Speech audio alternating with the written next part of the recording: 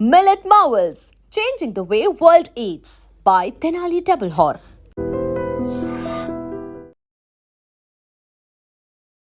మిమ్మల్ని చూడగానే ఫస్ట్ అసలు జనరల్లీ కూడా మ్యామ్ ఒక పార్టీలో ఒక ముద్ర పడిపోయిన తర్వాత డికే అన్న గారు అసలు కాంగ్రెస్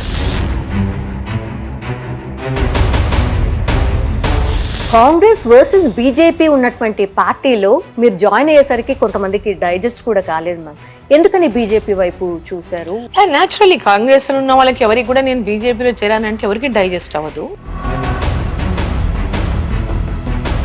బీజేపీలో జాయిన్ అయ్యారో తెలంగాణలో బీజేపీ లేదు, ఎందుకు పోయినావు అని అందరూ అడిగిన వాళ్ళే. I join very sincerely in the BJP party. ఇప్పటికి కూడా అదే సిన్సియారిటీతో బీజేపీలో పనిచేస్తాను.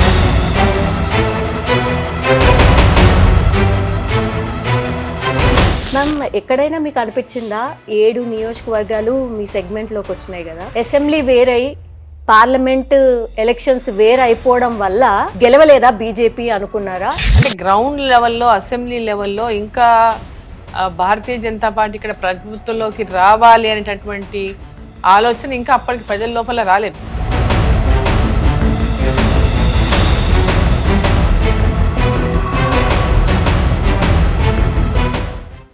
నమస్తే, వెల్కమ్ టు ఐ డ్రీమ్. అంతోపాటు ఈరోజు very very special guest Mahabubnagar BJP MP DK Aruna గారు ఉన్నారు. ఒకసారి మాట్లాడే ప్రయత్నం చేద్దాం. నమస్తే మ్యామ్. నమస్తే అమ్మా. So happy to see you ma'am. Always మీ డ్రెస్సింగ్ కానీ మీ లుక్ కానీ చెప్పకనే చెప్తుంది అనమాట. చలో పొలిటికల్లీ లేడీస్ ఎంత స్ట్రాంగ్ ఉన్నారు అనేది మిమ్మల్ని చూడగానే అర్థమవుతుంది ma'am. Thank you for your compliment. Very glad to meet you ma'am. Ma'am, Mahabubnagar MP, actually గతంలో మీరు ఎమ్మెల్యేగానే ఉన్నారు. For the first time you are MP ma'am. ఎక్కడైనా ప్రజలతోని టచ్లో లేను అన్న ఫీలింగ్ ఎప్పుడైనా వచ్చిందా ma'am?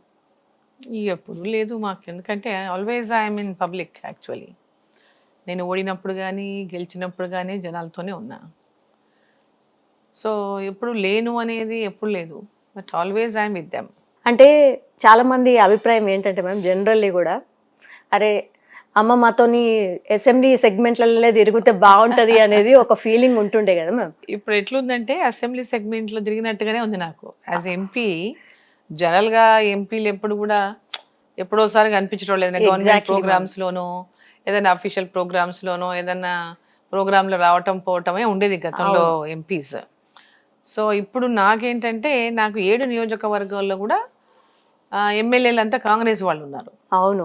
So all my BJP cadre వాళ్ళు నన్ను కాన్స్టిట్యున్సీ ఎమ్మెల్యేగా, ఎంపీ కాదు కాన్స్టిట్యున్సీ ఎమ్మెల్యేగానే అందరు వచ్చి కలుస్తుంటారు, పనులు చేయించుకుంటుంటారు, ఏదన్నా ఉంటే కలుస్తుంటారు, ఫ్రీక్వెంట్గా కలుస్తుంటారు.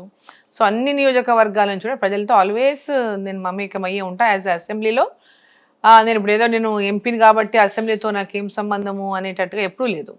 సో అంటే ఇన్ జనరల్ కూడా నాకు కొంచెం పీపుల్తో కనెక్షన్ ఫస్ట్ నుంచి కూడా అలవాటు కాబట్టి వాళ్ళు కూడా ఆ ఫ్రీడమ్ తీసుకొని ఎక్కడున్నా ఫోన్ చేయటము, ఎప్పుడున్నా కలవటము, మాట్లాడటం అనేది ఇన్ జనరల్గా అది వెరీ రొటీన్ ప్రోగ్రామ్ నాకు. అది ఇప్పుడు ఎంపీ అయ్యానని చెప్పి కాన్స్టిట్యున్సీలో దూరం అయిపోవడం అట్లాంటిది ఏమీ లేదు. సో గద్వాల కొంచెం దూరం అయ్యాను, ఎందుకంటే గద్వాల పార్లమెంట్లో లేదు కాబట్టి. గద్వాల నా అసెంబ్లీ నియోజకవర్గం. ఇంతకుముందు నేను 3 సార్లు పోటీ చేసి గెలిచి, 3 సార్లు కాదు 5 సార్లు పోటీ చేసి 3 సార్లు గెలిచి మంత్రికి పనిచేసా. మొత్తం గద్వాల నియోజకవర్గంలో అభివృద్ధికి, అసలు అభివృద్ధి అనేది అంటే నేను ఎమ్మెల్యేగా ఉన్నప్పుడు జరిగినటువంటి అభివృద్ధి తప్ప దాని తర్వాత జరిగింది ఏమీ లేదు వాస్తవంగా చెప్పాలంటే. సో ఈరోజు అది నేను కూడా మిస్ చేస్తున్నా, చాలా గద్వాల అసెంబ్లీని మిస్ చేస్తున్నా. సో అక్కడ ప్రజలు కూడా, కార్యకర్తలు ప్రజలు కూడా మిస్ చేస్తారు, మా అభిమానులు ఉంటారు కాబట్టి డెఫినెట్లీ దే మిస్. కానీ ఎంత ఫ్రీక్వెంట్గా పోలేకపోతున్నాను. వస్తారా మ్యామ్ వాళ్ళు? అందరూ వస్తారు, కాల్స్ చేస్తారు, ఫోన్లో అవైలబుల్ ఉంటాను. సో అప్పుడంత ఫ్రీక్వెంట్గా నేను గద్వాలకి వెళ్ళలేకపోతున్నా, but regularly I'm in touch. ఎందుకంటే మా సొంత ఊరు అది. సో నా హస్బెండ్ అక్కడే ఉంటారు, మా డాటర్ కూడా ఫ్రీక్వెంట్గా అక్కడికి వెళ్తూ ఉంది. Active, she also very much active in బీజేపీలో యాక్టివ్గా ఉంది. సో అక్కడ ఏ ప్రోగ్రామ్స్ అయినా ఏమైనా తను అన్నీ కూడా మానిటర్ చేసుకుంటుంది, కోఆర్డినేట్ చేసుకుంటుంది. సో ఆ కనెక్షన్ మా సొంత ప్లేస్ కాబట్టి డెఫినెట్గా ఆ కనెక్షన్ ఉంటుంది న్యాచురల్లీ. సో నేను అప్పుడంత ఫ్రీక్వెంట్గా పోలేను కాబట్టి ఆయన ఇక్కడ ఎలక్టెడ్ మెంబర్ కాబట్టి అక్కడ ఫ్రీక్వెంట్గా అంత టైం ఇవ్వలేకపోతున్నా. సో అది ఇక్కడైతే నేను ఎప్పుడు వెళ్ళినా కూడా అన్ని నియోజకవర్గాల నుంచి ప్రజలంతా కూడా ఫుల్ ఉంటారు, ఫుల్గా వస్తారు. అది ఏది ఉన్నా కూడా అందరితో కలిసి వాళ్ళ ఇష్యూస్ ఏమైనా ఉంటే సాల్వ్ చేయడానికి ప్రయత్నిస్తుంటారు. Yeah ma'am. మ్యామ్ ఎక్కడైనా మీకు అనిపించిందా 7 నియోజకవర్గాలు మీ సెగ్మెంట్లోకి వచ్చినాయి కదా, అసెంబ్లీ వేరై పార్లమెంట్ ఎలక్షన్స్ వేరే అయిపోవడం వల్ల గెలవలేదా బీజేపీ అనుకున్నారా, లేకపోతే ఎక్కడ ఎందుకు గెలవలేదు మ్యామ్ అలా? ఎక్కడ అంటే అసెంబ్లీలో ఎందుకని గెలవలేకపోయింది బీజేపీ? అసెంబ్లీలో యాక్చువల్గా ఏంటంటే అసెంబ్లీ ఎలక్షన్స్ అప్పుడు కొంత అంటే గ్రౌండ్ లెవెల్లో అసెంబ్లీ లెవెల్లో ఇంకా భారతీయ జనతా పార్టీ ఇక్కడ ప్రభుత్వంలోకి రావాలి అనేటటువంటి ఆలోచన ఇంకా అప్పటికి ప్రజల లోపల రాలేదు. బీజేపీ రావాలని కోరుకుంటున్నారు, బట్ అసెంబ్లీ లెవెల్లో ఏమైందంటే అసెంబ్లీ లెవెల్లో కూడా మంచి మూమెంట్ వచ్చింది. బట్ లేటర్ ఆన్ ఏమైందంటే అది కొంచెం కాంగ్రెస్ ఇచ్చినటువంటి హామీలు ఏవైతే ఫ్రీగా గ్యారెంటీలని, ఫ్రీ గ్యారెంటీలు అన్ని ఫ్రీ ఫ్రీ ఫ్రీ 6 గ్యారెంటీలు అని చెప్పేసి వాళ్ళు ఏదైతే హామీ ఇచ్చారో దానికి ప్రజలు కొంచెం అట్రాక్ట్ అయ్యారు. అట్రాక్ట్ అయ్యి భారతీయ జనతా పార్టీ అట్లాంటి వాళ్ళంత అట్రాక్టివ్ ఫ్రీ బీస్ పెట్టలేదు. సో ప్రాక్టికల్గా ఆలోచించి పెట్టింది భారతీయ జనతా పార్టీ. ప్రాక్టికల్గా తెలంగాణ గవర్నమెంట్లో ఉన్నటువంటి ఆర్థిక పరిస్థితిని పూర్తిగా తెలిసినటువంటి భారతీయ జనతా పార్టీ ఆ రకమైనటువంటి ప్రామిసెస్ ప్రజలకు ఇచ్చింది. విచ్ అంటే మేము ఏవైతే గవర్నమెంట్లోకి వస్తే మేము ఏవైతే చేయగలుగుతామో వాటిని మాత్రమే ఎన్నికల మేనిఫెస్టోలో పెట్టింది భారతీయ జనతా పార్టీ. సో అక్కడ వాళ్ళు కానివి అన్ని ఏదో ఎలక్షన్ల అధికారంలోకి రావాలనేటటువంటి ఒక ఆలోచనతోన కాంగ్రెస్ పార్టీ హామీలు ఇచ్చేసింది. సో దానివల్ల ప్రజలు వాళ్ళ హామీలకు మోసపోయి ఎన్నుకున్నారు. సో భారతీయ జనతా పార్టీ రాలేకపోయింది, అంతే తేడా. Yeah ma'am. అంటే జస్ట్ ఒక 3-4 months ఆఫ్ డిఫరెన్స్తోనే మ్యామ్ అంటే జరిగినాయి కూడా. అక్కడ ప్రభావితం చూపకపోవడానికి కారణం ఏంటి, అండ్ ఇక్కడ మీరు అయినా సరే ఎట్లా గెలవగలిగారు? అండ్ ముఖ్యమంత్రి రేవంత్ రెడ్డి గారు ఎన్నిసార్లు వచ్చారు మ్యామ్, అసలు ఎక్కడికి కూడా పోలేదు, పక్కా మహబూబ్ నగర్ సీట్ నేను కొట్టాల్సిందే అనుకున్నారు, బికాజ్ ఆయన కూడా అక్కడి నుంచే రిప్రజెంట్ చేస్తారని. మీరు ఎక్కడైనా ఎందుకు ఇట్లా నన్నే టార్గెట్ చేశారు, ఎక్కడైనా మీరు అట్లా ఫీల్ అయినరా మ్యామ్? అంటే చేస్తారు, టార్గెట్ చేశారు వాళ్ళు, డెఫినెట్ గా ముఖ్యమంత్రి గారు చాలా మాటలు కూడా మాట్లాడారు, చాలా మాట్లాడారు, ఎన్నో మాటలు మాట్లాడారు. అసలు ఒక మహిళను అనరాని మాటలు కూడా చాలా అన్నారు ఎలక్షన్ టైంలో. సో అక్కడ కనెక్షన్స్ పబ్లిక్ తో ఉన్నటువంటి నాకున్నటువంటి సంబంధాలు అంతకుముందు నేను జిల్లాలో మంత్రిగా పనిచేసినప్పటి అనుబంధం, మా ప్రాంతం అంతా కూడా నాకు పుట్టిల్లు అంతా, మొత్తం నేను పుట్టింది పెరిగింది అన్ని రకాల మా అమ్మమ్మలు నాయనమ్మలు అందరు కూడా ఆ ప్రాంతం నుంచే. నేను కంప్లీట్ గా నా ఫౌండేషన్ అక్కడి నుంచే, నా డెవలప్మెంట్ అనేది మొత్తం అక్కడే నాది. సో ఆ ప్రజలతో మమేకమైనటువంటి సంబంధాలు ఉండినాయి.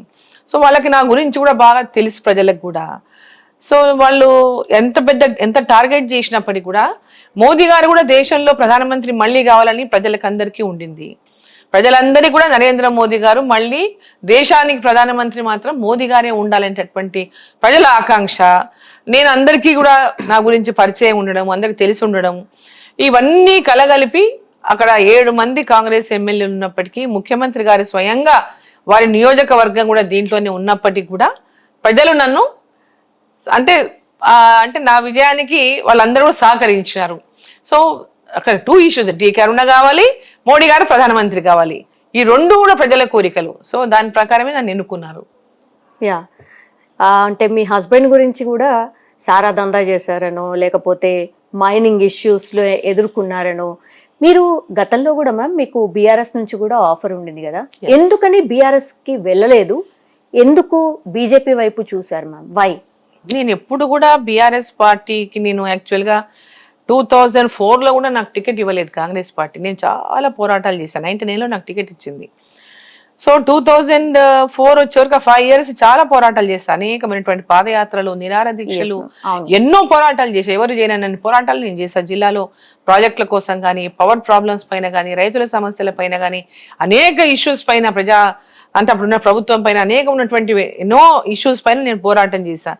సో పార్టీ కూడా చాలా స్ట్రెంథెన్ చేయడానికి పనిచేశాం. బట్ అప్పుడు టీఆర్ఎస్ కాంగ్రెస్ కలిసి పోటీ చేశాయి.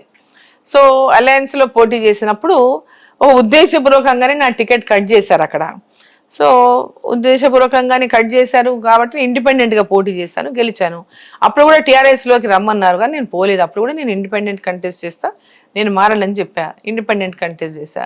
సో దాని తర్వాత సరే ఎమ్మెల్యేగా అయ్యాను. తర్వాత మళ్ళీ కాంగ్రెస్తో అనుబంధంగా నెక్స్ట్ టైం కాంగ్రెస్ టికెట్ ఇచ్చింది, ఆ నెక్స్ట్ టైం కాంగ్రెస్ టికెట్ వరుసగా 3 సార్లు ఆ నియోజకవర్గం నుంచి ఎమ్మెల్యేగా ఉన్నాను, మంత్రిగా ఉన్నాను. సో అపోజిషన్లో కూడా 14 to 18 వరకు అపోజిషన్ ఎమ్మెల్యేగా ఉన్నాను. గద్వాల నుంచి ఫస్ట్ టైం తెలంగాణ ఏర్పాటు తర్వాత కూడా మొట్టమొదటిసారిగా నేను అక్కడి నుంచి గెలిచాను. ఆఫ్టర్ తెలంగాణ ఫార్మేషన్ గద్వాల నుంచి మళ్ళీ 3వసారి గెలిచాను. ఏదేమైనప్పటికీ కూడా ప్రజలందరూ కూడా అక్కడ నన్ను స్వాగతించి గెలిపించినప్పటికీ, అన్ని రకాలుగా అభివృద్ధి కార్యక్రమాలు చేసినప్పటికీ కూడా పార్టీ మారడానికి ఎప్పుడు కూడా నేను అంటే బీఆర్ఎస్లోకి రమ్మని అప్పుడే 14లోనే ఆఫర్ వచ్చింది, 18లో 14 to 18 బిట్వీన్ ఆ పార్టీలోకి రమ్మని ఆహ్వానిస్తే నేను పార్టీ మారను, నేను ఒక పార్టీ నుంచి ఎలక్ట్ అయిన తర్వాత ఇంకో పార్టీలోకి పోను, ఎథికల్గా దట్స్ నాట్ రైట్ అని అసలు I was not interested to join in BRS or TRS whatever. So అప్పుడే మా మీద కొన్ని కేసులు వేశారు, మమ్మల్ని అంటే నన్ను ఇబ్బంది పెట్టాలని. అప్పుడు మైనింగ్ కేసు వేశారు. మైనింగ్ అంటే అక్కడ ఏం మైనింగ్ ఉంది? అక్కడ ఏం ఐరన్ ఓర్ లేదు, గ్రనైట్ లేదు, లేకుంటే ఇంకోటి లేదు, ఇంకో అబ్రకం లేదు, తబ్బరకం లేదు, ఏమీ లేదు మా కాన్స్టిట్యున్సీలో. కంకర రోడ్లు వేసే క్రషర్ కంకర, ఆ కంకర మేమొక్కరే కాదు, జూరాల ప్రాజెక్టు కట్టకొని ఒక 50 సంవత్సరాలు 30-40-50 సంవత్సరాల నుంచి ఆ కంకర అక్కడ అందరూ తీశారు. రోడ్లకు కానివ్వండి, ప్రాజెక్టుకు కానివ్వండి, అన్నిటికీ తీశారు. అదే మైనింగ్లో మా కొంత భాగం లీజ్ ఉంది. రోడ్లు వేస్తారు కాబట్టి, రోడ్ల కాంట్రాక్ట్స్ చేస్తారు కాబట్టి, మా హస్బెండ్ రోడ్ కాంట్రాక్ట్స్ చేసేవాడు. సో దానికోసమని రోడ్ కాంట్రాక్ట్కి anything it's legal, it's not illegal. But ఇదంతా ఏదో మేమే చేసామని ఒక కుట్రపూరితంగా కక్షపూరితంగా కేసులు వేసి మా మీద ఇబ్బంది పెట్టారు. So if still going on those cases, there is nothing. But ఇంకా కోర్టులో నా బిడ్డ కోర్టుకు తిరుగుతానే ఉంది ఇంకా కోర్టుకి. సో అంటే మా అమ్మాయి పేరుతో ఉండింది ఆ crush. So still she's going to court, regular గా కోర్టు. ఎప్పుడు పోయినా అడ్వకేట్ ఇంకోరు రాలేదని ఎవరో రాలేదని కేసులు, ఆమె పోతుంది వెనక్కి వస్తుంది, ఇంకా కేసులు నడుస్తూనే ఉన్నాయి, పెండింగ్ పడుతూనే భయపెట్టడానికి. అప్పుడు actually my daughter was pregnant ఎప్పుడు ఆ కేసు అయినప్పుడు. ఆ కేసు అయిన క్రిమినల్ జైలుకి పంపండి, నేను ఎవరితో రాజీగానని చెప్పా. Let her stay in the jail, మేమేం తప్పు చేయలేదు, జైలుకి వెళ్ళని ఏం ఇబ్బంది లేదు, ఏమి పర్వాలేదు. ఆమె కూడా she was also ready to go, ఆమె ఏం భయపడలేదు. సో అట్లా ఎన్ని ఎదురు దెబ్బలు వచ్చినా, ఎన్ని ఇట్లాంటివి వచ్చినా ఎదుర్కొన్నాం తప్ప ఎవరికి తల వంచలేదు. తప్పు లేనప్పుడు ఎవరికి తల వంచాల్సిన పని లేదని తల వంచలేదు. When it was legal, government లో దట్ వాజ్ లీగల్, ఆప్షన్స్ అయ్యేవి. ఆప్షన్స్ లో పార్టిసిపేట్ చేసి గవర్నమెంట్ తరఫున పార్టిసిపేట్ చేసేవాడు, ఇల్లీగల్ గా ఏం చేయలేదు. బట్ ఇది ఒక ముద్ర ఏదో వేసారు, రాజకీయాల్లో ఇది కామన్ కదా, అప్పుడు ఏదో వేయడానికి ప్రయత్నం చేశారు. Because we were very strong in the district. So opposition లో కొంతమంది ఈ ప్రయత్నాలు చేసేవాళ్ళు. అప్పుడు they both fought for this, ఏమంటారు, రజాకార్లతో అన్ని రకాల పోరాటాలు చేశారు. తెలంగాణ కోసం కొట్లాడాడు మా ఫాదర్, ఈ వెంట్ టు జైల్, ఇవన్నీ జరిగినాయి. బట్ ఒక పొలిటికల్ గా మాకు ఒక బ్యాక్గ్రౌండ్ ఉంది, సర్వీస్ చేసినటువంటి ఫ్యామిలీగా జిల్లాలో గుర్తుంది, ప్రజలకు సేవ చేసినటువంటి ఫ్యామిలీగా జిల్లాలో గుర్తుంది. రాతలు పూతలు మీడియాల కోసం, స్టోరీల కోసం, కల్పితాల కోసం ఎన్నెన్నో రావచ్చు కాక, బట్ మాకున్నటువంటి ఆ క్రెడిబిలిటీనే ఇవాళ ఇన్నేళ్లు రాజకీయాలు ఉండడానికి కారణం కూడా అదే. మిమ్మల్ని చూడగానే ఫస్ట్ అసలు జనరల్లీ కూడా మ్యామ్ ఒక పార్టీలో ఒక ముద్ర పడిపోయిన తర్వాత డీకే అరుణ గారు అసలు కాంగ్రెస్ అని ముద్ర పడిపోయింది మ్యామ్. అట్లాంటిది టక్మని మీరు కాంగ్రెస్ వర్సెస్ బీజేపీ ఉన్నటువంటి పార్టీలో మీరు జాయిన్ అయ్యేసరికి కొంతమందికి డైజెస్ట్ కూడా కాలేదు మ్యామ్. ఎందుకని బీజేపీ వైపు చూశారు? న్యాచురల్లీ కాంగ్రెస్ లో ఉన్న వాళ్ళకి ఎవరికి కూడా నేను బీజేపీలో చేరానంటే ఎవరికి డైజెస్ట్ అవ్వదు. న్యాచురల్లీ నాకు కూడా పార్టీ మారడానికి కొంత టైం పట్టింది డిసిషన్ తీసుకోవడానికి. బట్ అల్టిమేట్ గా నేను ఒక నేషనల్ పార్టీలోనే ఉండాలని అనుకున్నాను. అసలు కాంగ్రెస్ లో ఇక నాకు ఇక్కడ కాంగ్రెస్ లో చాలా హ్యూమిలేషన్ అయింది కొంత ఆ టైంలో. సో నేను బీఆర్ఎస్ లోకి పోను. సో బీజేపీ వాళ్ళు నన్ను పార్టీలో రమ్మని పార్టీలో వాళ్ళు అడిగారు. సో ఆ టైంలో నేను ఆలోచన చేసుకున్నా, ఎక్కడికి వెళ్తే నాకు బాగుంటుంది, ఎక్కడికి వెళ్తే నేను నా సర్వీస్ ఇవ్వగలను, ఏమి చేయగలను అని. నాకు కొంచెం నేషనలిజం మీద కొంచెం నాకు చిన్నప్పటి నుంచి కూడా ప్యాట్రియాటిజం కొంచెం ఉంది నాకు. So because of my families కావచ్చు, whatever it is. So సరే, భారతీయ జనతా పార్టీలో నరేంద్ర మోదీ గారు చాలా ప్రధానమంత్రిగా సక్సెస్ఫుల్ ప్రైమ్ మినిస్టర్గా ఉన్నారు. సో వై డోంట్ నేను జాయిన్ అవుతే బాగుంటుంది కదా, వారి నాయకత్వంలో పనిచేయాలని అనిపించింది. So I have join in BJP. అందరు కొత్తనే మ్యామ్. ఇప్పుడు ఫస్ట్ జాయిన్ అయ్యాను, ఫస్ట్ బీజేపీలో జాయిన్ అయింది నేనే 19లో. నా తర్వాత 1 వచ్చారు తర్వాత. బట్ ఫస్ట్ బీజేపీలో జాయిన్ అయ్యారు. తెలంగాణలో బీజేపీ లేదు, ఎందుకు పోయినావు అని అందరూ అడిగిన వాళ్ళే. అంటే ఏదో ఉందని పోలేదు. అందరు మామూలుగా అధికారం ఎక్కడ ఉంటే అక్కడ వెళ్ళిపోతుంటారు. Exactly ma'am. అధికారంలో ఏముందని ఏమని చేసి నేను కాంటాక్ట్ల కోసం పోలేదు, పదవుల కోసం పోలేదు, లేకుంటే ఇంకో దేనికో కమిట్మెంట్ అయిపోలేదు. I join very sincerely in the BJP party. ఇప్పటికి కూడా అదే సిన్సియారిటీతో బీజేపీలో పనిచేస్తున్నాను. యా, బిగ్ లీడర్స్ జాయిన్ అయ్యేసరికి నిజంగా బీజేపీనే అధికారంలోకి రాబోతోంది, సౌత్ మీద ఫోకస్ పెట్టింది బీజేపీ అనేది కూడా పెద్ద ఎత్తున నడిచింది. ఇప్పుడు బీజేపీ అనేది అప్పుడు ఫస్ట్ నరేంద్ర మోదీ గారు పోటీ చేసిన ప్రధానమంత్రి అయినప్పుడు సెకండ్ టైం కూడా అంతగా లేదు తెలంగాణ, ఎస్పెషల్లీ మన సౌత్ లో బీజేపీ అనేది అంతగా గ్రౌండ్ వరకు లేదు. సో సిటీస్ లో ఉంది, కొంత ఏరియాస్ లో ఉంది, but not every rook and corner అప్పుడు లేదు. సో నెక్స్ట్ సెకండ్ టైం కి కొంచెం నరేంద్ర మోదీ గారు అంటే ప్రజలకు కూడా కింద రూరల్ లో కూడా తెలవటం మొదలుపెట్టింది. బట్ థర్డ్ టైం కి ఎవ్రీబడి నవ్వు ప్రతి ఒక్కరి కూడా ప్రతి ఇంట్లో నరేంద్ర మోదీ గారు అంటే ఈ దేశానికి ప్రధాని ఎవరంటే నరేంద్ర మోదీ గారు దేశ ప్రధాని అనేటువంటి ప్రతి ఒక్కరికి ఈరోజు తెలుసు. సో ఈరోజు భారతీయ జనతా పార్టీ అనేది ప్రతి కార్నర్కి వెళ్ళిపోయింది, ప్రతి ఊర్లో ప్రతి ఇంటికి వెళ్ళిపోయింది. నరేంద్ర మోదీ గారి నాయకత్వం ఈ దేశానికి అవసరమని ఏ విధంగా దేశ ప్రజలు భావించి మళ్ళీ 3వసారి ప్రధానమంత్రికి ఎన్నుకున్నారో, ఈరోజు తెలంగాణలో కూడా నెక్స్ట్ బీజేపీ గవర్నమెంట్ రావాలని ప్రజలు కోరుకుంటున్నారు. ఇవాళ ఇట్స్ వెరీ క్లియర్. పబ్లిక్లోకి వెళ్ళినప్పుడు చాలా స్పష్టంగా మనం చూడగలుగుతున్నాం ఆ విషయాన్ని. రెండు పార్టీలు చూసాము, కాంగ్రెస్ని చూసాము, బీఆర్ఎస్ని చూసాము. సో వీళ్ళు ఫాల్స్ ప్రామిసెస్ చేశారు, వాళ్ళు కూడా ప్రామిస్ చేసి నిలబెట్టుకోలేదు, అప్పుల పాలు చేశారు. మొత్తం అనేక మంది కాంట్రాక్టర్లు ప్రాణాలు కూడా పోగొట్టుకున్నారు, గుండెపోట్లు వచ్చి. 2 ఏళ్ల కాంగ్రెస్ పరిపాలన ఎన్ని మార్క్స్ వేస్తారు మ్యామ్ మీరు? 100కి ఎన్ని మార్క్స్? మార్క్స్ ఏం వేసేటట్టున్నది పార్టీ. కొత్తగా రోడ్లకు వేయడానికి అసలు ఎక్కడైనా ఏ వరకు స్కూల్ బిల్డింగ్ కట్టాలన్నా, ఇంకోటి వచ్చిందన్నా, ఏ స్కూల్ ఏదైనా భవన్ ఏవి కట్టడానికి ముందుకు రావడం లేదు ఎవరు కూడా. ఇప్పుడు కాంగ్రెస్ ఉంది కాబట్టి ఆ సిచ్యువేషన్ ఉందా మ్యామ్? ఒకవేళ మీరు వచ్చి గతంలో బీఆర్ఎస్ ప్రభుత్వంలో ఇచ్చినటువంటి పనులకు ఇప్పటిదాకా బిల్లులు లేవు. స్కూళ్ళల్లో బిల్డింగ్లు కట్టించిండ్రు, ఎన్నో చోట్ల హాస్పిటల్ పిహెచ్సి భవనాలు కట్టించిండ్రు. అసలు అటువంటి వాటికి కూడా ఇలా పేమెంట్స్ లో వాళ్ళు మామూలు కార్యకర్తలు, మామూలు కింద చిన్న కాంట్రాక్టర్లు కట్టిండ్రు. వాళ్ళు లక్షల రూపాయలు, 5 లక్షలు, 10 లక్షలు, 20 లక్షలు తెచ్చి అప్పులు తీసుకొచ్చి కట్టిండ్రు. వాళ్ళకి ఈరోజు బిల్లులు లేవు. తప్పెవరిది? వాళ్ళ పరిస్థితి దీనంగా ఉన్నది. బీఆర్ఎస్ దా కాంగ్రెస్ దా మ్యామ్? ఖచ్చితంగా కాంగ్రెస్ పార్టీ ఫస్ట్ అధికారంలోకి వచ్చేటప్పుడు ఈ రాష్ట్ర పరిస్థితి తెలిసి అధికారంలోకి వచ్చిండ్రు, తెలిసే అది అన్ని హామీలు ఇచ్చిండ్రు. ఈ రాష్ట్రం తీవ్రమైనటువంటి అప్పుల్లో మునిగుందని తెలిసే హామీలు ఇచ్చిండ్రు. వీళ్ళు అధికారంలోకి వచ్చిన తర్వాత మొట్టమొదటగా వీళ్ళంతా తెలంగాణ వాళ్ళే కదా. ఈ రోజు అసెంబ్లీ నడుస్తోంది మ్యామ్, కాళేశ్వరంకి సంబంధించి స్పెషల్ గా అసెంబ్లీ సెషన్ పెట్టారు మ్యామ్. ఏం తేలుతుంది? ఎవరికైనా శిక్ష పడుతుంది అనుకుంటున్నారు? ఇప్పుడు ఏం తేలుతుంది? 2 పార్టీలు ఒకటైతాయి, కాంగ్రెస్ బీఆర్ఎస్ 2 ఒకటైపోయి దీన్ని ఏమీ తెలుసరు. అదేంది మేము కొత్తగా చెప్పి తెలుసారు. మరి ఆ కాంట్రాక్ట్లను వీళ్ళు కాపాడాలి, ఆ కాంట్రాక్టర్లను వీళ్ళు కాపాడాల్సిందే. వీళ్ళ పర్సెంటేజ్లు ఇచ్చి ఉంటారు ఎలక్షన్లలో, రేపు ముందర కూడా ఇవ్వాలి. ఇంకా మళ్ళా ఏం తేలుతుంది చెప్పండి? ఏమో చాలా రోజుల నుంచి అయితే కేటీఆర్ పోతారు, ఫ్యామిలీ పోతుంది, జైలుకి పోతారు అంటున్నారు తప్ప ఏమన్నా అవుతుందా? చర్చలతోనే ఏముంటుంది చెప్పండి? చర్చలు అందరూ తెలిసిందే. చర్చ ఏముంది జరగాల్సింది? ఇంకా చర్చ జరగాల్సింది ఏముంది? అందరికీ తెలుసు కదా, కాళేశ్వరంలో అవినీతి జరిగింది, కాళేశ్వరం ప్రాజెక్టులో పెద్ద ఎత్తున అవినీతి జరిగింది, అది అందరికి తెలిసిందే. మరి ఇప్పటిదాకా చర్యలు ఎందుకు తీసుకోవడం లేదు? అసెంబ్లీలో ఒకసారి చర్చ అంటారు, ఇంకోటి అంటారు. ఇట్లా కాలము గడిపేయడమే. చాలా క్లియర్ స్టాండ్ చెప్పినాం మనం, ఇప్పుడు కాదు, ఎలక్షన్లకు ముందు నుంచే వెరీ క్లియర్. కాళేశ్వరంలో అవినీతి తిమింగలాలను ఖచ్చితంగా చర్యలు తీసుకోవాలి, వాళ్ళని బట్టబయలు చేయాలి, వాళ్ళు దోచిన వాళ్ళని జైలుకు పంపాలి. జైలుకు పంపుతారో ఏడికి పంపుతారో వాళ్ళు యాక్షన్ ఏముండాలనేది గవర్నమెంట్ హ్యాస్ టు డిసైడ్. అదే స్టాండ్ 100%. మా స్టాండ్ లో ఎలాంటి మార్పు లేదు. తప్పకుండా ఈ అవినీతి కుంపటిలో ఉన్నటువంటి వాళ్ళందరినీ కూడా తప్పకుండా ఎవరెవరైతే ఇప్పుడు మొత్తం ఎంక్వైరీ నడుస్తుంది కదా, ఎవరెవరి పేర్లు వచ్చినాయి, ఏం వచ్చినాయి, ఎవరేం చేశారు, ఏమేం జరిగింది, మొత్తం రిపోర్ట్ బయట పెట్టండి. వాళ్ళ మీద చర్యలు తీసుకోండి.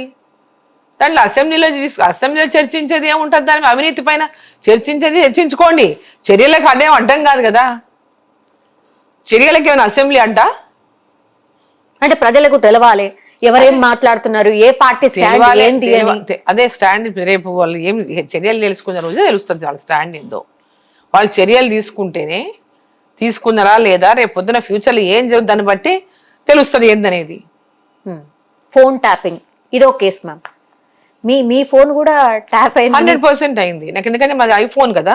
మాకు మెసేజ్ వస్తుంది, యువర్ ఫోన్ ఈజ్ గవర్నమెంట్ నుంచి ట్యాప్ అవుతుంది, దీంట్లో లాక్ చేసుకోండి అంటే మేము దాంట్లో కొన్ని ఆప్షన్స్ ఉన్నాయి, దాంట్లో మేము సెట్టింగ్స్ చేసుకునేవాళ్ళం. ఫోన్ ట్యాప్ అయింది, దాంట్లో ఏం డౌట్ లేదు. కానీ మాకేం అక్కడ పోయి నాటు ఫోన్ ట్యాప్ అయింది ఎంక్వైరీ చేయండి అని అడగాల్సిన అవసరం కూడా లేదు నాకు. ఎందుకు మ్యామ్? ఎందుకు? ఏముంది అక్కడ, ఏముంటుంది, మేము మాట్లాడేది రాజకీయమే మాట్లాడతాం, మేము వ్యాపారాలు మాట్లాడలేదు, పర్సంటేజ్లు మాట్లాడలేదు, లేకుంటే ఇంకోటి మాట్లాడలేదు. నాకు భయపడాల్సిన అవసరం కూడా లేదు. పొలిటికల్గా ఎవరితోనైనా మాట్లాడుతున్నప్పుడు కొన్ని ఉంటాయి రాజకీయాలు, ఎవరికి వాళ్ళ రాజకీయాలు ఉంటాయి. మీతో మాట్లాడుతున్నానంటే మీతో ఏం మాట్లాడాను అని తెలుసుకోవడం అనేది వాళ్ళకి చాలా తప్పు. పొలిటికల్గా ఎవరైనా మీతో వ్యాపార పరంగా మాట్లాడవచ్చు, లేదా పొలిటికల్ గా మాట్లాడచ్చు, ఫ్యామిలీ పరంగా కూడా మాట్లాడచ్చు. ఎన్నో ఫ్యామిలీ ఇష్యూస్ కూడా మనం మాట్లాడుకుంటాం. ప్రతి ఫ్యామిలీలో ఎన్నో ఇష్యూస్ ఉంటాయి, మాట్లాడుకుంటారు. అవన్నీ వాళ్ళు వినాల్సిన పని లేదు కదా. So this are all wrong. ఇన్ని రోజులైంది, ఇంకా వాళ్ళ మీద చర్యలు లేవు. కేవలం 2 ఏళ్ళు అయింది, ఆల్మోస్ట్ 1.5 year అయిపోయింది, 120 months. ఇంకో 3 నెలలు అయితే 2 ఏళ్ళు అవుతుంది. సో ఇప్పటిదాకా ఇంకా ఏం యాక్షన్ లేదు వాటి మీద. స్పీచెస్ ప్రతిసారి మాట్లాడిన స్పీచ్లు చెప్పడమే తప్పితే బహిరంగ సభల్లో మాట్లాడిన వాటి గురించి, ఇంకో దగ్గర మాట్లాడిన వాటి గురించి, ప్రెస్లలో మాట్లాడిన వాటి గురించి, బట్ నో యాక్షన్. దీన్ని బట్టి కాంగ్రెస్ పార్టీ పైన పెద్దలంతా దీని మీద ఏదో సమ్ అండర్స్టాండింగ్ లో ఉన్నట్టే అర్థమవుతుంది. పెద్ద ఎత్తున ప్రచారం మీకు కూడా తెలిసే మ్యామ్, బీఆర్ఎస్ ని బీజేపీలో విలీనం చేయబోతున్నారు. 100% రాంగ్. దిస్ ఆర్ ఆల్ అన్ని కూడా అవన్నీ ఎట్లుంటాయంటే, గతంలో ఎలక్షన్ల ముందు బీఆర్ఎస్ బీజేపీ ఒకటి అని ఒక లబ్ధి పొందింది కాంగ్రెస్ పార్టీ. అంటే ఒక అబద్ధాన్ని 100 సార్లు చెప్తే నిజమైపోతుంది. దాంట్లో ఎలాంటి వాస్తవమే లేదు. విలీనం అనేది. బీజేపీ ఎంపీ సీఎం రమేష్ కూడా ఇదే చెప్పారు కదా మ్యామ్, రాలేదా మీరు మాట్లాడలేదా అని. వాళ్ళు ఎవరితో మాట్లాడారో నాకు తెలియదు, నా దగ్గరికి ఎవరు రాలేదు అనుకోండి. ఇప్పుడు వాళ్ళు విలీనం కాదలుచుకుంటున్నారేమో, that we don't know. But you are not ready ma'am. అదేనా? That is what I'm telling. ఇంతకుముందు మిస్ అయినా అది. వాళ్ళకి విలీనం కావాలని, చేసుకోవాలని వాళ్ళకి ఏదైనా ఉందేమో తెలీదు. వాళ్ళు అప్రోచ్ అయ్యారో ఎవరిని అడుగుతారు. సీఎం రమేష్ గారిని అప్రోచ్ అయ్యారని చెప్తున్నారు కదా, వాళ్ళు ఏమన్నా కావాలని ఉండి వాళ్ళు ఏమన్నా అప్రోచ్ అయ్యారేమో, కావాలని ఉందేమో. బట్ మేము ఎప్పుడు కూడా అప్రోచ్ని ఎప్పుడు కూడా ఎస్ అని చెప్పిన దాకా డిస్కషన్ ఎక్కడ లేదు, దాని గురించి మాట్లాడింది లేదు. బయట జనరల్గా వాళ్ళు రమేష్ గారిని ఎట్లా అప్రోచ్ అయ్యిందో, వాళ్ళు ఏ విధంగా అప్రోచ్ అయ్యారో మాకు తెలీదు. వాళ్ళు అప్రోచ్ అయ్యిండొచ్చు కూడా తెలీదు, బట్ మా దగ్గరికి అయితే ఎవరు అప్రోచ్ కాలేదు. అట్లా అప్రోచ్ అయినా కూడా విలీనం చేసుకునేటువంటి ఆలోచన ఇప్పటిదాకా ఎక్కడ బీజేపీలో లేదు. ఫ్యూచర్ లో ఉండదు అంటారా, లేకపోతే ఉండొచ్చు అంటారా మ్యామ్? ఇప్పుడు గతంలో కూడా చాలా సార్లు చెప్పినాం, బీజేపీ బీఆర్ఎస్ ఎప్పుడు కూడా ఒకటిగా లేవు కావు అని. గతంలో కూడా చెప్పినాం ఇదే మాట. బీజేపీ బీఆర్ఎస్ ఎప్పుడు కూడా గతంలో ఎప్పుడు లేవు ఒకటిగా. యాజ్ ఎ గవర్నమెంట్ ఇక్కడ నుంచి ముఖ్యమంత్రి గారు, ఇప్పుడు ముఖ్యమంత్రి గారు ఉన్నారు కదా రేవంత్ రెడ్డి గారు, ఈయన ఎప్పుడు ఎట్లా కలుస్తున్నారో ఆయన అట్లా వెళ్ళి కలిశాడు. అప్పుడు ఆ కలిసినప్పుడల్లా ఒకటైపోయిన వార్తలు వచ్చేవి. మరి ఇప్పుడు రేవంత్ రెడ్డి కూడా చాలాసార్లు వెళ్ళి కలుస్తున్నాడు మంత్రుల్ని, ప్రధానమంత్రిని ఎన్నోసార్లు కలుస్తున్నారు. మరి అప్పుడు ఆయన ముఖ్యమంత్రి పోయొచ్చిండు కేసీఆర్ అనగానే వార్తలు వచ్చేవి. మరి ఇప్పుడు ఈ ముఖ్యమంత్రి గారు కూడా పోయి కలిసి వస్తున్నారు, చాలాసార్లు ప్రధానమంత్రిని కలుస్తున్నారు, మంత్రులను కలుస్తున్నారు, కేంద్ర మంత్రుల్ని. దాని గురించి రాయట్లేదు. సో దీస్ ఆర్ ఆల్ పొలిటికల్గా బీజేపీని ఒక టార్గెట్ చేసుకొని ఎట్లనైనా బీజేపీ చాలా స్ట్రాంగ్ అవుతా ఉంది తెలంగాణలో, స్ట్రాంగ్ అయ్యింది, ఇంకా స్ట్రాంగ్ అవుతుంది. సో దాన్ని ఎట్లా వీక్ చేయాలి, ఎట్లా ప్రజల్ని ఎట్లా అంటే డిస్టర్బ్ చేయాలి, వీళ్ళని ఎట్లా బీజేపీని మీద ఏ విధంగా నెగటివ్ క్రియేట్ చేయాలనేటటువంటి అనేక ప్రయత్నాలు చేస్తున్నారు. బట్ పీపుల్కి అంటే ప్రజలకి ఎవరికి కూడా దాన్ని నమ్మేటటువంటి పరిస్థితి లేదు, వీళ్ళు ఎన్ని క్రియేట్ చేసినప్పటికీ కూడా. కేసీఆర్ గారి హెల్త్ గురించి కూడా పెద్ద ఎత్తున వార్తలు వస్తున్నాయి. ఆయన బాగాలేదు, లేకపోతే ఫ్యామిలీ ఇష్యూస్ వల్ల ఆయన ఏదో స్ట్రెస్ లో ఉన్నారు, బయట కనిపిస్తలేడు, ప్రతిపక్ష నాయకుడు రావాలి కదా, ఈ రోజు కేసీఆర్ అసెంబ్లీకి రావాలి కదా, కాళేశ్వరం గురించి చర్చించగలరు, ఇట్లా చాలా విమర్శలు వస్తున్నాయి ma'am. What is your opinion ma'am? ఏం జరుగుతుంది? కేసీఆర్ గారు as opposition leader he has to go to assembly, తప్పకుండా అసెంబ్లీకి వెళ్ళాలా. వాళ్ళ ప్రజల ఇష్యూస్ కానీ, కాళేశ్వరం కానీ, ఇంకో వాళ్ళ ప్రభుత్వంలో చేసినటువంటి అనేక అంశాలపైన వాళ్ళ పెద్ద ఎత్తున ఎంక్వైరీలు జరుగుతున్నాయి. దాని మీద వాళ్ళు పార్లమెంట్ అసెంబ్లీలో మాట్లాడాలా. యాజ్ అపోజిషన్ లీడరే కాకుండా అంతకుముందు వాళ్ళే ముఖ్యమంత్రిగా ఉన్నారు కాబట్టి తప్పకుండా వాటిపైన ప్రజలకు కూడా క్లారిటీ ఇవ్వాల్సినటువంటి అవసరం ఉంది. వారు మా అసెంబ్లీకి వచ్చి తప్పకుండా దీనిపైన చర్చలో పాల్గొనాలి వాళ్ళు. సరే, health issues I don't know, వాళ్ళ family issues I don't know, ఎందుకంటే ఎవరి పర్సనల్ ఫ్యామిలీ వాళ్ళది. We should not discuss about it. Whether పాలిటిక్స్లో ఉన్నామని చెప్పేసి ప్రతి ఒక్కటి బయట చెప్పాల్సినటువంటి అవసరం కూడా లేదు. సో ప్రతి ఫ్యామిలీలో ఎంత చిన్న ఫ్యామిలీ అయినా ఎంత పెద్ద ఫ్యామిలీ అయినా ఏవో చిన్న ఉంటాయి. సో కొందరికి ఎక్కువ ఉండొచ్చు, కొందరు తక్కువ ఉండొచ్చు, కొందరు పట్టించుకోకపోతే కొందరు పట్టించుకోవచ్చు, రకరకాలుగా ఉండొచ్చు. బట్ అవన్నింటినీ కూడా ఇక్కడ మనం డిస్కస్ చేయాల్సిన అవసరం లేదు. వాళ్ళ ఫ్యామిలీ ఇష్యూస్ ఉంటే వాళ్ళు సార్ట్అవుట్ చేసుకోవాలి. వాళ్ళ ఫ్యామిలీ ఇష్యూస్ని రాజకీయం చేసి రాజకీయం చేసేటటువంటి పరిస్థితి చేయకూడదు. వాళ్ళ ఫ్యామిలీలో ఉన్న ఇష్యూస్ని పొలిటికలైజ్ చేసి ఇతర పార్టీల మీద రంగు రుద్దేటటువంటి ప్రయత్నం చేయకూడదు. తెలంగాణ జాగృతి ఆల్రెడీ ఉంది మ్యామ్, కవిత గారు, కానీ దాన్ని ఇంకా స్ట్రాంగ్ చేసే ప్రయత్నం జరుగుతోంది అని ఒకటి, తను పొలిటికల్ పార్టీ పెట్టొచ్చు అనేది ఇంకోటి, ఆ ఫ్యామిలీ నుంచి కొంచెం దూరంగా ఉంటున్నారు అని ఇంకోటి, ఇట్లా రకరకాలుగా వస్తున్నాయి మ్యామ్. కవిత గారు ఆమె పొలిటీషియన్ ఏం కాదు. ఇప్పుడు పొలిటీషియన్, ఫస్ట్ అయితే ఆమె పొలిటీషియన్ ఏం కాదు. షీ వాజ్ ఇన్ అమెరికా, చదువుకున్నది, బయటికి వెళ్ళింది, ఉద్యోగం చేస్తుంది, బయట ఉండింది. Because of her father she came in to politics. వాళ్ళ ఫాదర్ వల్ల ఆమె రాజకీయాల్లోకి వచ్చింది. రాజకీయాలకు ఎందుకంటే రాజకీయాల్లో వాళ్ళ ఇంట్లో 4 మెంబర్లు రాజకీయాల్లో ఉన్నారంటే బికాస్ ఆఫ్ రీజనల్ పార్టీ, రకరకాలుగా వాళ్ళ ఫ్యామిలీ పార్టీ అయిపోయింది కాబట్టి చేశారు. సో పొలిటికల్గా ఈరోజు కేసీఆర్ గారి యొక్క దీని మీదనే ఆమె పొలిటికల్ ఇది ఆధారపడి ఉంటుంది. ఆమె సొంతంగా ఏది పెట్టాలన్నా ఆమె సక్సెస్ అవుతుంది నేను అనుకోను. ఆమె బికాస్ ఆఫ్ కేసీఆరే ఈరోజు కవిత అంటే ఎవరో అందరికీ తెలుసు. కేసీఆర్ ఇది లేకుండా ఆమె రాజకీయాల్లో సక్సెస్ అవుతుందని అయితే నేనైతే అనుకోను. తను ఎందుకు ఓడిపోయింది మ్యామ్, అంటే ఎంపీగా ఎందుకు ఓడిపోయింది అనుకుంటున్నారు నిజామాబాద్ లో? ఇక్కడ అంతా ప్రజలు వ్యతిరేకించారు కాబట్టి, ఆమె లీడర్షిప్ ని వ్యతిరేకించారు కాబట్టి ఓడిపోయింది.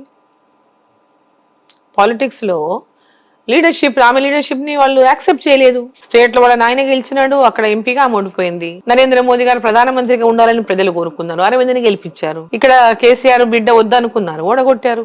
పొలిటికల్ పార్టీ పెడతారు అనేది ఒక చర్చ మ్యామ్. అంటే బీసీ నినాదం పెద్ద ఎత్తున తీసుకెళ్తున్నారు, బీసీ నాయకులు ఎక్కువ మట్టుకి తన వెనకాల కనిపిస్తున్నారు, బీఆర్ఎస్ నాయకులు కనిపించట్లేదు తన వెనకాల. ఇదంతా కూడా పొలిటికల్ జిమ్మిక్స్ అని. ఇది ఒక బీసీ నినాదం అనేవి తీసుకొచ్చిండ్రు. బీసీలందరూ భారతీయ జనతా పార్టీతోనే ఉంటారు. బికాస్ బీసీలకు న్యాయం జరుగుతున్నది భారతీయ జనతా పార్టీలోనే. ఎట్లా మ్యామ్, ఎట్లా చెప్తున్నారు? డెఫినెట్ గా 42% వీళ్ళు ఇస్తామన్నారు. 10% ముస్లింలకే ఉంది కదమ్మా. 42లో 10% ముస్లిం రిజర్వేషనే కదా, అది కలిపే కదా వీళ్ళు 42 అని చెప్తున్నారు. ఎట్లా అవుతుంది చెప్పండి? 42% బీసీ రిజర్వేషన్ ఎట్లా అంటారు మీరు? 10% దాంట్లో ముస్లిమ్స్ ఉంటే ఎట్లా అవుతుంది చెప్పండి?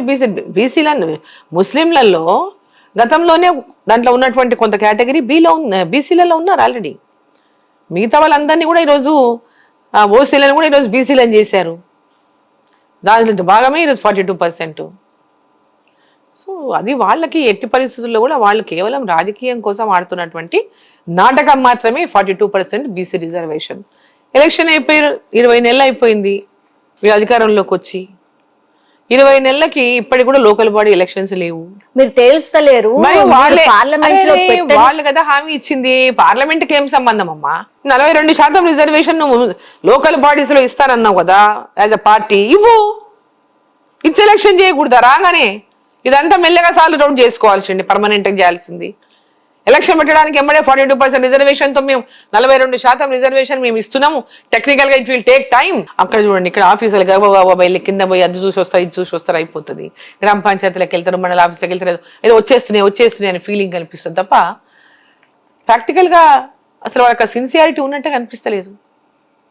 మ్యామ్, ఇప్పుడు బీసీ రిజర్వేషన్ కి సంబంధించి ఎగ్జాక్ట్లీ మీ స్టాండ్ ఏంటి మ్యామ్? ఒకవేళ ముస్లింలే ఉన్నారు కాబట్టి మీరు వ్యతిరేకిస్తున్నారా?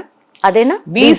బీసీ రిజర్వేషన్ అనేది ఇట్స్ ఎవరు పడితే వాళ్ళు ఇష్టం వచ్చినట్టు మాట్లాడేటటువంటి సబ్జెక్ట్ కాదు. ఫస్ట్ యూనో మా పార్టీ యొక్క డిసిషన్, మా పార్టీలో బీసీల పట్ల 42% రిజర్వేషన్ అయితే రాష్ట్ర ప్రభుత్వం రికమెండ్ చేసి పంపినామని చెప్తుందో దాంట్లో 10% రిజర్వేషన్ ముస్లింలకు ఏదైతే ఉందో అది తీసి పంపమనండి ముందు. మీరు అన్ని మత రాజకీయాల గురించే మాట్లాడతారు, ఒక మతంని టార్గెట్ చేసి ఓట్లు మత రాజకీయాలు చేస్తుంది ఈరోజు కాంగ్రెస్ పార్టీ. భారతీయ జనతా పార్టీ దేశంలో ఉన్న ప్రజలంతా కూడా భారతీయులే, కుల మత భేదాలు లేకుండా ఈ దేశంలో ఉన్న అందరి యొక్క అభివృద్ధిని కాంక్షిస్తూ ఈరోజు దేశాన్ని నడుపుతున్నది నరేంద్ర మోదీ గారు, ఎన్డీఏ ప్రభుత్వం. కులాలు మతాలు బీసీలలో విడదీయడానికి 42% రిజర్వేషన్ అని చెప్తున్నారు. కులాలను విడదీసే పని గతంలో కేసీఆర్ చేసిండు, వీళ్ళు వచ్చి బీసీలు అని చెప్పి ఇదంతా కేవలం పొలిటికల్ గేములు తప్ప నిజంగా వాళ్ళకు మేలు చేసేటటువంటిది ఏమైనా ఇప్పటిదాకా ఏం చేశారని చెప్పానండి. ఏమో గుళ్ళ మీద దాడి జరగంగానే ఓన్లీ బీజేపీకి సంబంధించిన వాళ్ళే కనిపిస్తారు తప్పించి వేరే నాయకులు ఎవరు కనిపించరు. ఇప్పుడు దేవుణ్ణి పూజించే ప్రతి ఒక్కరికి ఒక సెంటిమెంట్ ఉంటుంది. దానికి బీజేపీ అని అక్కర్లేదు, బీఆర్ఎస్ అక్కర్లేదు, కాంగ్రెస్ అని అక్కర్లేదు. ఎవరికి ఫీలింగ్ ఉంటే వాళ్ళు వెళ్తారు అక్కడికి. ఇప్పుడు ఏదైనా ఒక మతపరమైనటువంటి దాని మీద దాడి చేసినప్పుడు అక్కడికి వెళ్ళి తప్పు అని చెప్పడం తప్ప, మన ధర్మం మన దేశం మన ధర్మం, మన ధర్మాన్ని విచ్ఛిన్నం చేసే ప్రయత్నం ఎవరో చేస్తున్నప్పుడు కాపాడుకోవాల్సిన బాధ్యత మన అందరిపైన ఉందా లేదా? అటువంటి కార్యక్రమాలు జరిగినప్పుడు మీరు చేయకుండా మీరు సపోర్ట్ చేయనట్టే కదా. మీకు హిందువులు వద్దు, హిందుత్వం వద్దు, మన ధర్మం వద్దు అని వాళ్ళు ఏమైనా మాట్లాడతారో చెప్పమానండి. ఇది కేవలం మత రాజకీయాలు చేస్తుంది కాంగ్రెస్ పార్టీ. భారతీయ జనతా పార్టీ దేశంలో ఉన్నటువంటి హిందువులు ముస్లింలు క్రిస్టియన్లు సిక్కులు ప్రతి ఒక్కరిని కలుపుకొని పోతున్నటువంటి party Bharatiya Janata party. Bharatiya Janata party మీద బురద జల్లినటువంటి కార్యక్రమం కాంగ్రెస్ పార్టీ చేస్తుంటది. అందుకే అంటున్నారు కదా మేము కోల్పోయింది ఓట్ చోరీ ద్వారానే కదా. ఓట్ చోరీ జరిగింది, 60 ఏళ్ళు జరగని చోరీ, మా ఓట్లన్నీ కూడా చోరీ చేసిండ్రు అని కాదు. వాళ్ళ అధికారంలో ఉన్నన్ని రోజులు కంటిన్యూ అధికారంలోకి వస్తే ఓట్ చోరీ కాలేదు. అధికారంలో మీరు ఉన్నంత కాలం కంటిన్యూగా మీరు గెలిచినప్పుడు మరి ఓటు చోరీ కాలేదా? అప్పుడు మీరు ఓటు చోరీ చేసి ఉంటారు కాబట్టి ఈరోజు మీకు అదే రకమైనటువంటి ఆలోచన ఉంది. ఆ రోజు మీరు ఓటు చోరీతోనే అధికారంలోకి వచ్చి ఉంటారు కాబట్టి ఈరోజు అదే ఆలోచన చేస్తూ ఉన్నారు. వాళ్ళంతా వాళ్ళ మేము నిజంగా విఫలమైనము, ప్రజల విశ్వాసాన్ని కోల్పోయినామనేటటువంటి వాళ్ళ యొక్క దీన్ని వాళ్ళు డైజెస్ట్ అంటే వాళ్ళది వాళ్ళు సహించుకోలేకపోతున్నారు. కాబట్టి వేరే వాళ్ళ మీద ఏ విధంగా బ్లేమ్ చేయాలా? ప్రజల లోపల విశ్వాసం పొంది దేశంగా కాదు ప్రపంచవ్యాప్తంగా ప్రజల యొక్క విశ్వాసమే కాదు ఒక గ్రేట్ లీడర్గా ఈరోజు నరేంద్ర మోదీ గారు గుర్తింపు పొందుతున్నారంటే అది డైజెస్ట్ చేసుకోలేకపోతుంది గాంధీ ఫ్యామిలీ. మ్యామ్ బీహార్ లో 65 లక్షల గాంధీ ఫ్యామిలీ డైజెస్ట్ చేసుకోలేకపోతుంది. ఒక బీసీ ఈరోజు దేశానికి ప్రధానమంత్రి అయి ఇంత పెద్ద ఎత్తున దేశంలోనే కాదు ప్రపంచ దేశాలలో కూడా ఇంత పెద్ద ఎత్తున పేరు తెచ్చుకున్నాడంటే, ఇంత పెద్ద ఎత్తున తన కీర్తిని పెంచుకున్నాడు, భారతదేశం కీర్తిని పెంచాడంటే ఆ యొక్క పబ్లిసిటీ అంటే వారికి ఉన్నటువంటి ఆ పాపులారిటీని చూసి డైజెస్ట్ చేసుకోలేక వాళ్ళు ఇవన్నీ మాట్లాడుతూ ఉన్నారు. ఇవాళ వాళ్ళకి నిజంగా ప్రజల యొక్క సంక్షేమము, ప్రజల యొక్క అభివృద్ధి, దేశ అభివృద్ధి అనేటటువంటి లక్ష్యం అయి ఉంటే ఈరోజు ఇటువంటి మాటలు మాట్లాడే వాళ్ళు కాదు. దేశం గురించి బయట దేశాల పోయి మన దేశాన్ని విమర్శిస్తారు, మన ప్రధాని విమర్శిస్తారు. అసలు వాళ్ళు ఏం మాట్లాడుతుందో వాళ్ళకి తెలిస్తే కదా.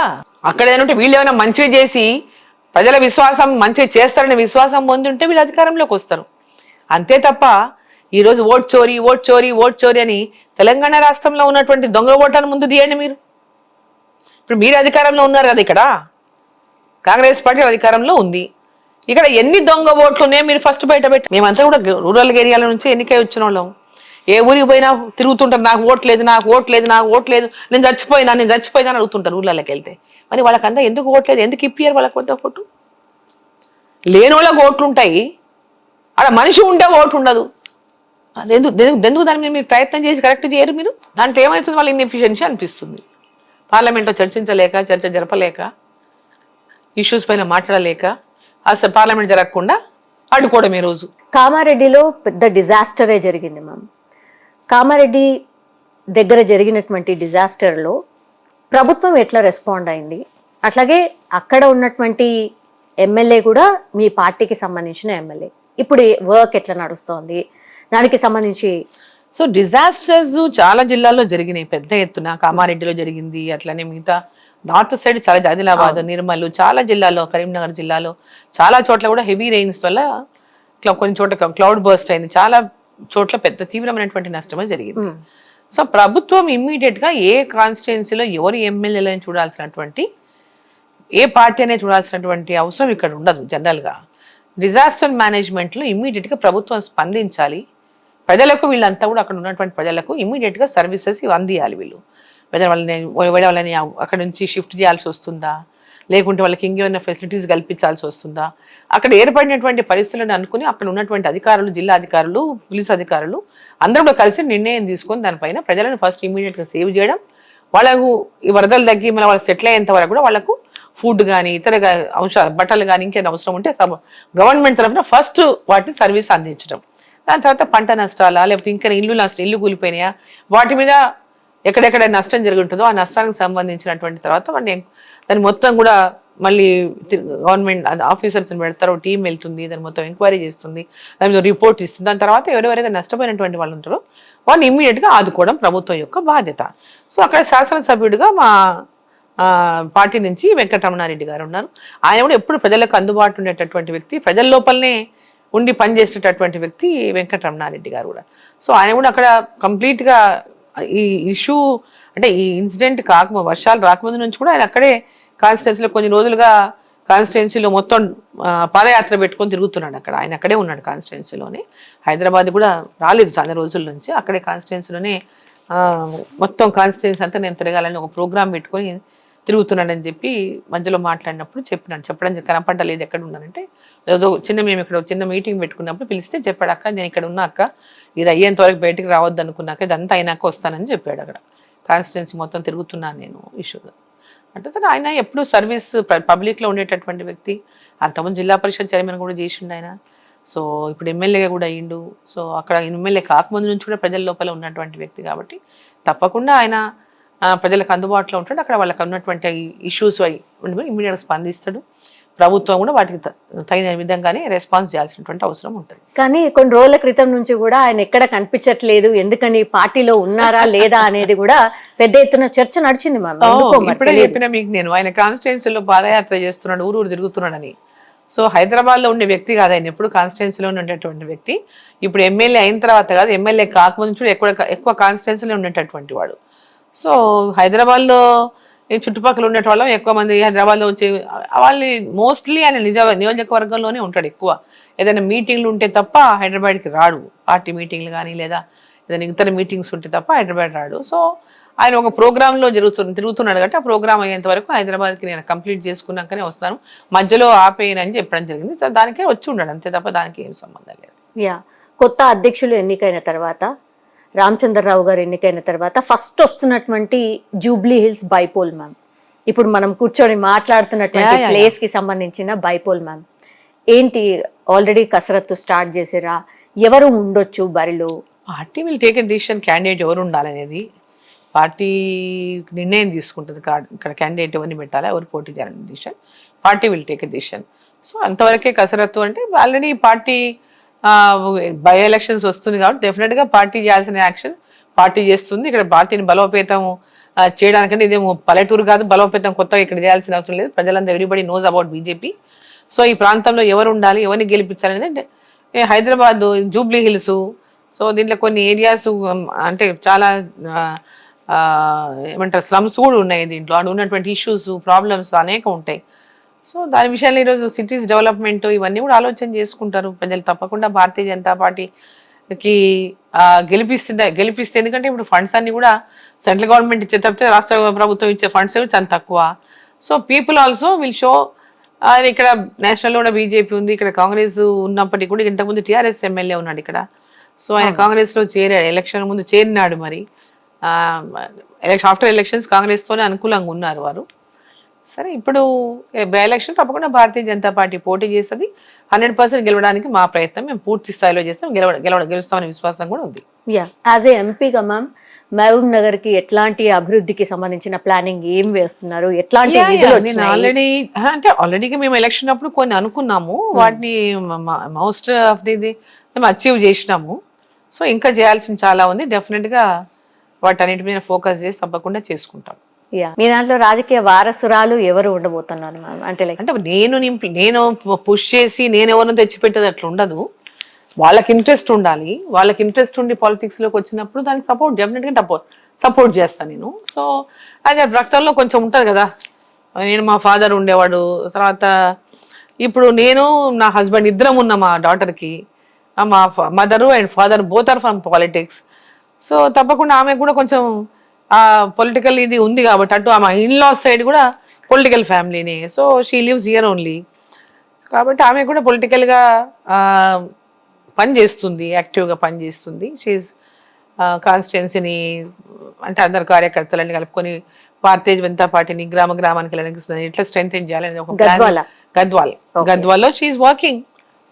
తను అప్పటికి తను yes I want to contest, నేను ఐఎమ్ రెడీ టు కంటెస్ట్ అని అనుకుంటే party will take a decision, then she'll contest. దాన్ని thank you so much ma'am. ఇంత టైం మా కోసం కేటాయించినందుకు థ్యాంక్ యూ అండి. Thank you so much. Welcome. And don't forget to subscribe to iDream. And for more videos, Please subscribe to iDream. Please subscribe to iDream. Please subscribe iDream. And please subscribe to iDream. For more videos, subscribe to iDream. please like, share, and subscribe to the channel. Congratulations, iDream. Subscribe to iDream. Subscribe to iDream. So subscribe to iDream Media. iDream ki iDream team andarki huge congratulations. Please subscribe iDream Media. Please subscribe to iDream. Subscribe iDream. Please subscribe to iDream. iDream అంటే నా కళల channel subscribe చేసుకున్న నోరు తిరుగుతలేదు, మీరైతే గంట గుర్తు కొట్టండి. For more such videos, please subscribe to iDream.